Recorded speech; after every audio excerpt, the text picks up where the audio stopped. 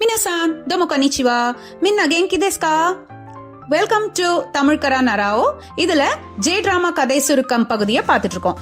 நம்ம பார்த்துட்டு இருக்கிற ஜே டிராமா பேரு தாமினே வாதாஷினி கோயிஷ்டே குதாசாய்.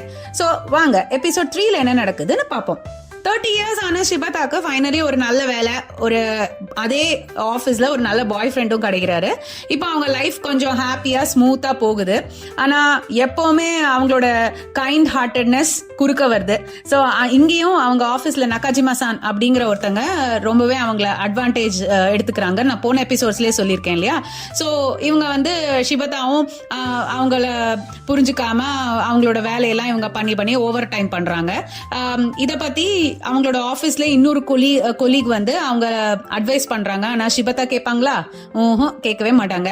சோ கஃபேலயும் பாத்தீங்கன்னா குருசவா-சான் அவளை எப்பவுமே சப்போர்ட் பண்ணி அவளுக்கு அட்வைஸ் பண்ணி அவளை ஒரு நல்ல ஃப்ரெண்டா பாத்துக்கிறாரு.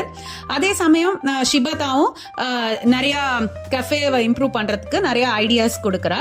சோ இப்படி இவங்க ரெண்டு பேரோட ரிலேஷன்ஷிப்பும் நல்லாவே போயிட்டு இருக்கு. நெக்ஸ்ட் ஆபீஸ்ல பாத்தீங்கன்னா ஷிபதா-சான் எப்படியோ ஒரு தைரியத்தை வர வச்சுட்டு நகாஜிமா-சான் கிட்ட அவங்களோட தப்ப புரிய வைக்கிறா.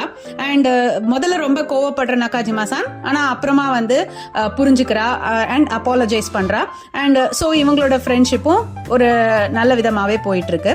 ஸோ ஷிபதாவோட ரிலேஷன்ஷிப் ஓடையும் நிறைய மாற்றங்கள் தெரியுது. ஃபைனலி ஷிபதா-சான ஏமாத்துற மாதிரி இல்லாத ஒரு நல்ல பர்சன் அவளுக்கு ஒரு பாய் ஃப்ரெண்டா கிடைக்கிறாரு. அவர் ஷிபதா கிட்ட தன்னோட லவ் ப்ரப்போசலை வைக்கிறாரு. ஷிபதா அதை அக்செப்ட் பண்ணிப்பாளா தெரிஞ்சுக்க ஸ்டே டியூன் டு தமிழ் கரா நராவோ. ஜா மத்தன்னே.